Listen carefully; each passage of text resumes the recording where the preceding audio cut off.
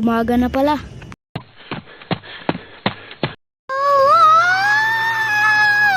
Ang bangat ng boses.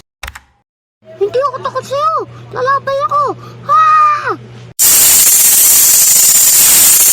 Nakakatawang moment sa school.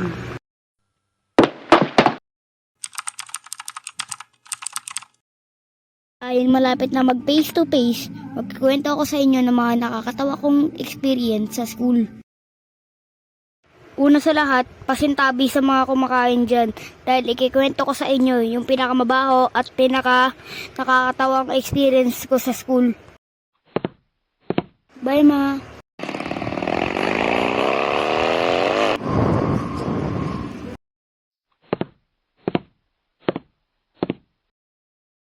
Nandito na pala ako sa room ko.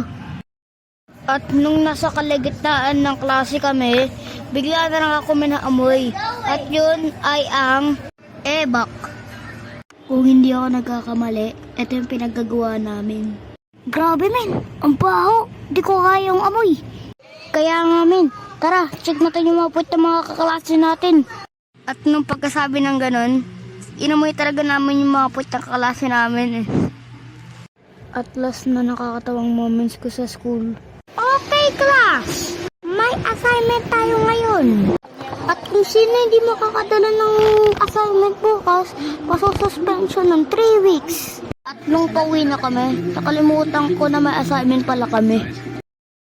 Bayad po. Oh, Marcos, may assignment ka ba? Wala po ma. Weh, talaga? Tsaka mamaya. Wala nga po. At nung pag-uwi namin, diretso ako laro. Panibagong araw para maglaro. Hoy! Hintayin niyo ako! Uy, pre! Halika na! Laro na tayo! Sige pa! Kanina pa ako naghihintay sa'yo eh. Pwede ba ako sali? 君の虜になってしまえばきっとこの夏は充実するのもっともう戻れなくたって忘れないで Hoy, so, kinikinig si Marcos oh. Uy, hindi ah. Ako din pwede. Marcos! Umuwi ka na! Maaga ka na bukas! At nung paggising ko, naligo ako, nag-uniform ako.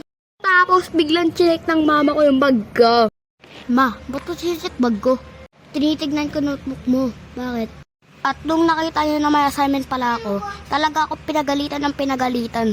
Oo nga mga men, bukas na pala yung pasukan. Kaya ano pa ang hinihintay nyo? Mag-subscribe na kayo bago pa tayo pumasok bukas. So yun na mga men, mag-subscribe na kayo para sa next video. Subscribe na mga men!